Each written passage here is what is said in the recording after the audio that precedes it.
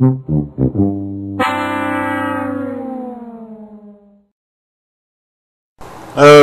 folks, I'm making this one as a separate video, whether you can watch it or not, because originally I was going to include it on today's broadcast, but I decided to do it as a separate thing because this is very, very important. Now, if you remember correctly, they had a post up in the blog section of the Huffington Post by a guy named Pat Higgins, film director, writer, and producer. Yeah, he wrote Strippers versus Werewolves. It was called Doctor Who's 50th Anniversary Show Should Ignore the Fans. Now, this particular article was shared onto several major sites on Facebook. And when I read the reaction to it later that day, my jaw dropped in disbelief. I could not believe what I was reading. Spot on. Yes, I really see where he's going here. I understand fully. Blah, blah, blah. He's right. He's right on. Bullshit. And I'm going to explain why here.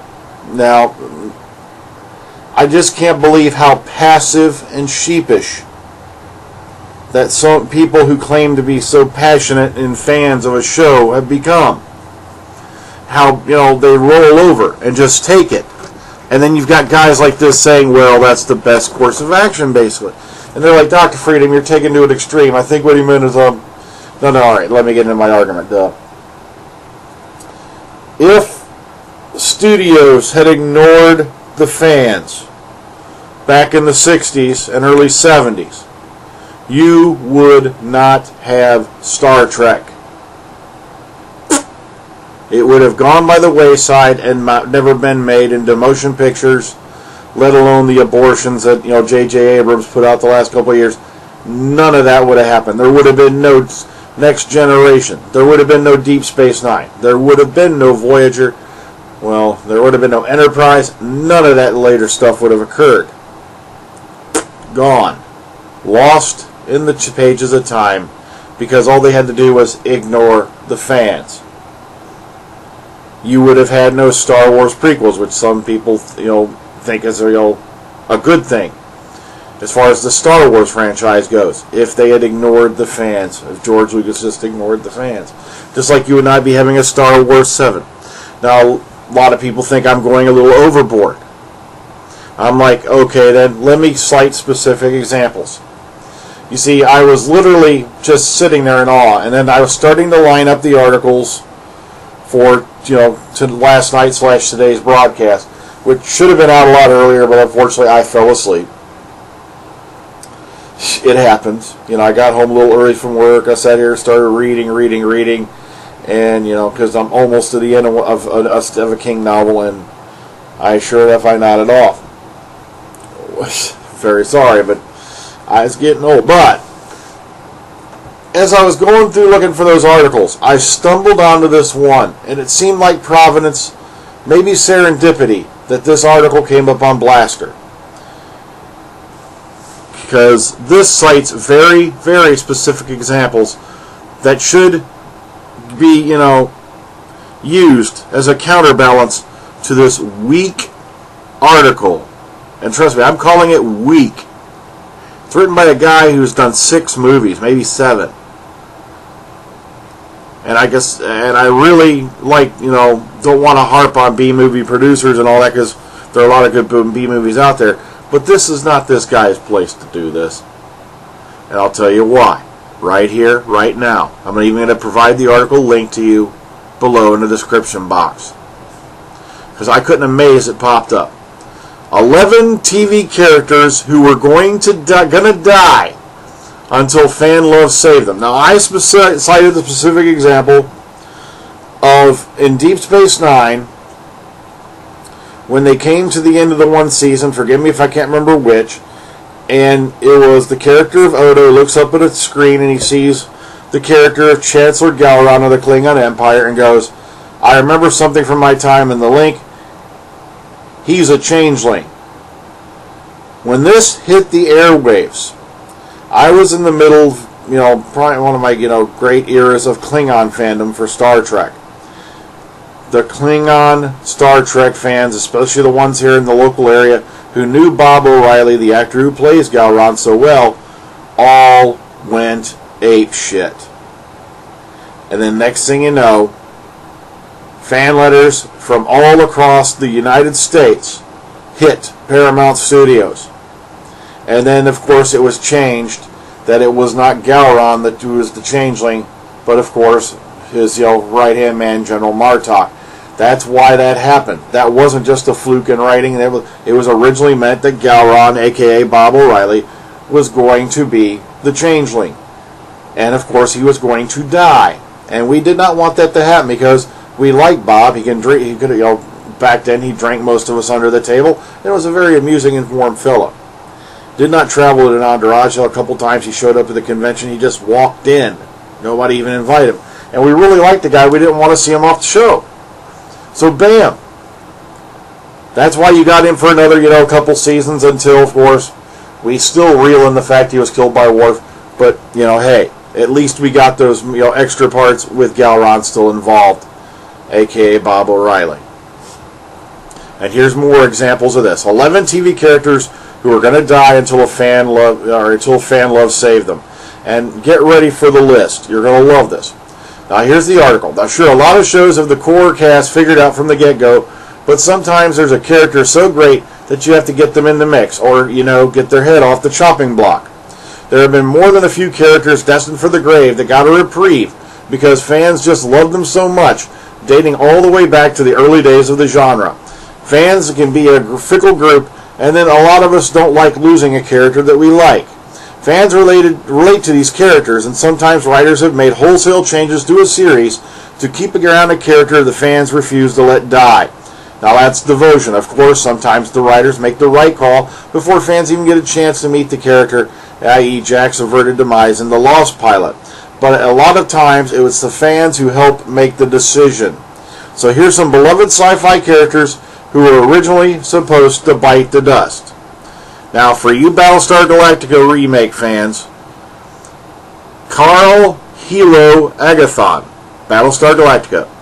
Fan favorite Hilo was supposed to be left for dead in the miniseries after giving up his seat on the transport out of the 12 colonies. But after fans connected with the character in the miniseries so much, Ron Moore decided to bring him back as a regular when the series was picked up and created an entire new storyline to facilitate his return. Now, I did watch Battlestar Galactica, the series. I did harp on it quite a bit, but one of the things I did like about the series was there were really good characters in it. And this was one of them. And just think, if the writers had their way, Hilo would have been left for dead in the miniseries. Number 2, Angel from Buffy the Vampire Slayer. Like I said, I'm not a fan of Buffy the Vampire Slayer, but listen, I was going to say Buffet Slayer, oh god. Okay, long before he would go on to anchor his own series, Joss Whedon and company planned to kill off Angel once he ran his course in the Season 2 story arc. But fans loved him and network loved him, so Whedon cooked up a storyline to bring the vampire with his soul back to life and send him to LA for his own show. The spinoff would go on to surpass Buffy quality-wise for a few years and would last 5 glorious seasons. Ignore the writers, right guys? Number 3, for you fans of Lost, Ben Linus. Remember that freaky-looking dude who had a cartoon face? One of the most beloved villains on television, Ben Linus got his start as a one-off character who was supposed to be a brief mystery for the gang of survivors. But fans who loved the enigmatically awesome Michael Emerson, so the writers tweaked his character and had him stick around for the length of the series. Admittedly, we don't know exactly how the writers originally planned to get rid of the character, but they're trapped on an island, so there aren't a lot of other viable options aside from death. Number 4, The Walking Dead, Carol. It seems like The Walking Dead will become notorious for almost killing characters, as Carol was also on the chopping block in Season 3 when zombies briefly raided the prison. But the character was just starting to get interesting for the fans, so they killed off T-Dog to save her, and Carol has grown into a strong member of the group as the show heads into Season 4. Now, don't count on that lasting for too long. But here is a very classic example. How many Farscape fans have I got out there? Okay. Well, no. All right, there's a few of you out there. I'm counting. See, I watch you. I watch you and you don't know it. Think of that. Oh. Here we go. Chiana from Farscape. Everybody remember Chiana? The cute little imp played by Gigi Edgley? You know, Chiana, that hot, really sexy thing that got naked a lot and was gray and had the white hair? Okay. Get ready for this. Believe it or not, the beloved little gray gal was supposed to be a one-off character who didn't make it past a 1 to 2 episode story arc. But fans and the writers loved the wacky dynamic she brought to the Moya crew. That they quickly made her a permanent member of the cast from that point on. Now, like I said, I loved Chiana in Farscape, and I had no idea that she was originally not even supposed to go past a few episodes. And then also keep in mind the nickname of Pip that, you know, John Crichton gave to her, that was literally improvised by Ben Browder, and it just stuck because they liked it so much. So Chiana was supposed to be a goner as well. She was never supposed to be on that show. Just imagine Farscape through the latter half of it without Chiana. Number 6, get ready for this, you oldsters. Dr. Zachary Smith, Lost in Space. The meddlesome Dr. Smith was a very late addition to the cast to begin with, and he was supposed to die after just a few episodes of the 1960 series. That is, until fans connected with the character and his shenanigans, he became a major staple of the series, so he became a permanent part of the crew. That's right. Remember Lost in Smith, played by, Jonathan Harris. A very iconic role in that Irwin Allen series, way back when. It was campy as hell, yes, but I remember it from the time I was a kid. He was supposed to be a goner. He was not even supposed to be there. Number 7, Herschel from The Walking Dead. That's right. When everyone was biting the dust at the end of Season 2, Robert Kirkman had originally intended to have the Santa wannabe go undead as well. But fans were digging the dynamic he brought to the show as a counterpoint to Rick, so they kept him around. The one-legged sage has gone on to be one of the best things about the series, and we hope he hangs around for a good while longer. That's right, good old Herschel. He was at Mid-Ohio Comic-Con this last weekend. I wish I had the opportunity to really, sit down and have a talk with him, but we were so busy. I was so busy trying to get to Ron Glass and Summer Glau, I had to bypass him. Oh well, I'll regret it later. Number 8, Klaus from the Vampire Diaries. Now this show I really don't give a flying two-bit monkey rat's ass about. But the kids, alright, here we go. Klaus. This character essentially started as a villain and was scheduled to bite the dust at the end of Season 3, but fans loved actor Joseph Morgan so much, producers opted to keep him around as a major part of the series. He was so well liked they even used him to anchor the new spin-off series, The Originals.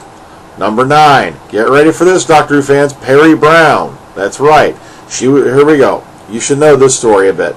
How many real Doctor Who fans have I got there? Hang on, 1, 2, 3, 4, 5, 6, 7. I'm watching you. That should trouble you.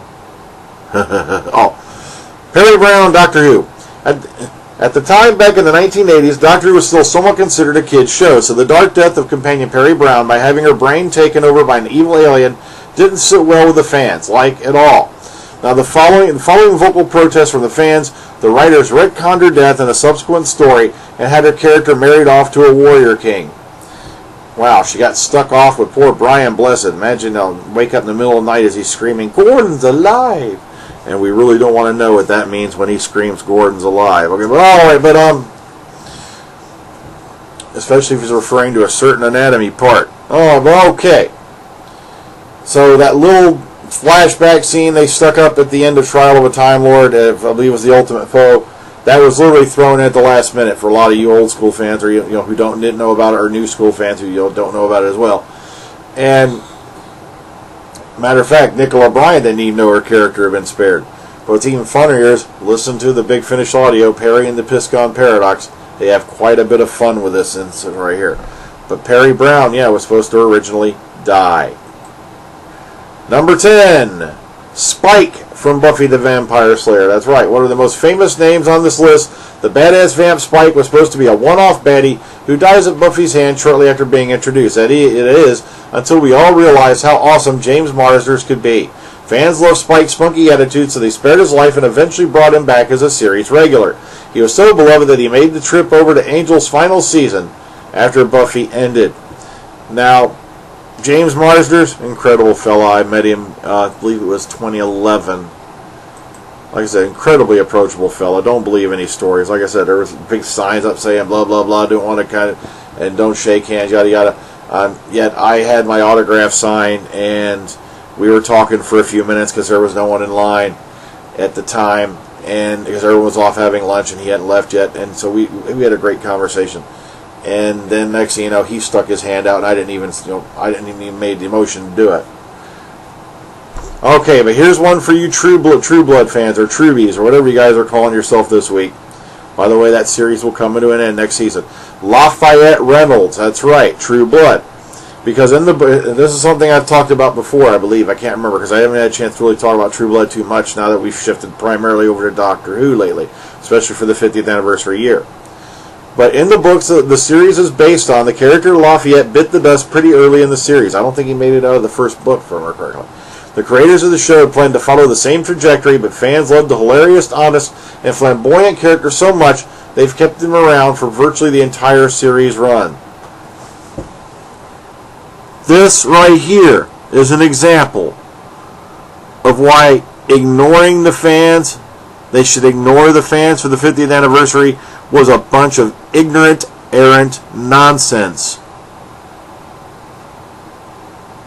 They're trying to convince you you have no voice. And unfortunately, there's a whole lot of the people out there who are going to roll over and just say, "Que sera, sera," as long as Matt Smith and David Tennant and John Hurt have a nice big multi-cry at the end of the episode, and I'm predicting it's going to happen, then that's all that matters. We get our little teardrop money shot, and that's all that matters. And I'm just amazed by how many people did not even get the slightest bit upset, slightest bit outraged by a two-bit moron who can't even write decent movies that have probably never been beyond DVD. But okay, that's just my rant. I just wanted to share this with you because I thought this was very, very pertinent. So I'm going to put this one up now, and I'm going to go shoot the main vid and so get it. It's on its way up. So just a little food for thought out there. So take it easy, guys. This is Dr. Freedom signing out.